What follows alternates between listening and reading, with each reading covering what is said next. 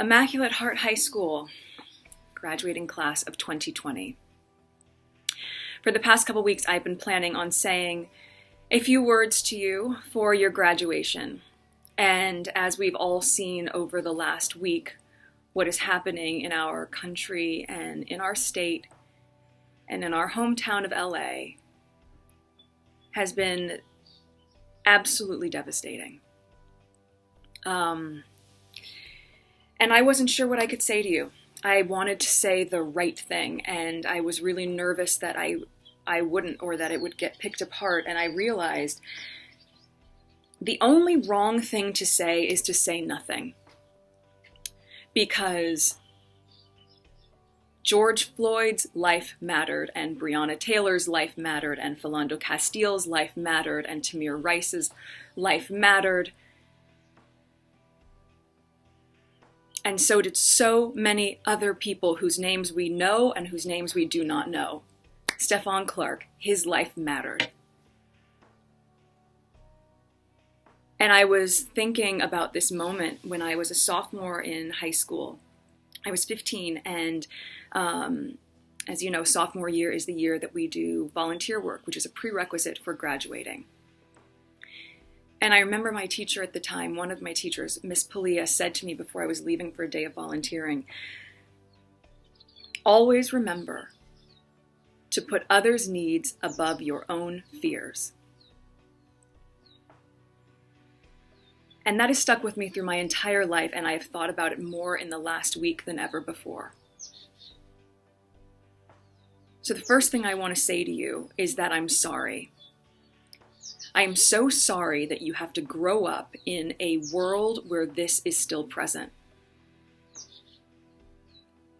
I was 11 or 12 years old when I was just about to start Immaculate Heart Middle School in the fall, and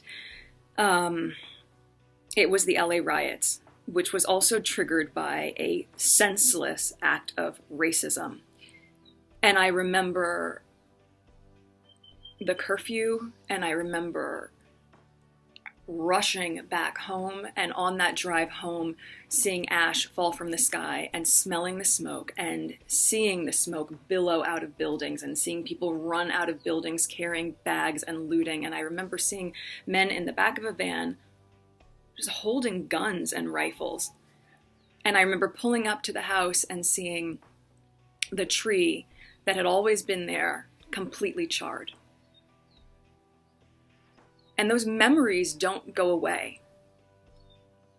And I can't imagine that at 17 or 18 years old, which is how old you are now, that you would have to have a different version of that same type of experience. That's something that you should have an understanding of, but an understanding of as a history lesson, not as your reality. So I am sorry that in a way we have not gotten the world to the place that you deserve it to be. The other thing, though, that I do remember about that time was how people came together. And we are seeing that right now. We are seeing that from the sheriff in Michigan or the police chief in Virginia. We are seeing people stand in solidarity. We are seeing communities come together and to uplift. And you are going to be part of this movement. I know that this is not the graduation that you envisioned. And this is not the celebration that you imagined.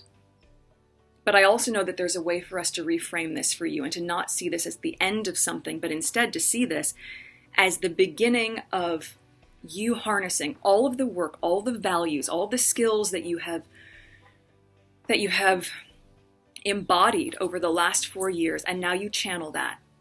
Now all of that work gets activated. Now you get to be part of rebuilding. And I know sometimes people say, how many times do we need to rebuild? Well, you know what? We are going to rebuild and rebuild and rebuild until it is rebuilt. Because when the foundation is broken, so are we. You are going to lead with love. You are going to lead with compassion. You are going to use your voice. You are going to use your voice in a stronger way than you've ever been able to, because most of you are 18 or you're going to turn 18, so you're going to vote.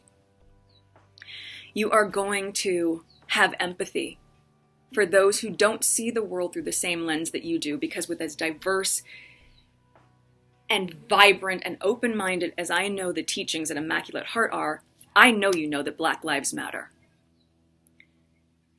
So I am already excited for what you are going to do in the world. You are equipped, you are ready, we need you, and you are prepared. I am so proud to call each of you a fellow alumni, and I'm so eager to see what you're going to do. Please know that I am cheering you on all along the way. I am exceptionally proud of you, and I am wishing you a huge congratulations on today, the start of all the impact you're going to make in the world as the leaders that we all so deeply crave. Congratulations, ladies, and thank you in advance.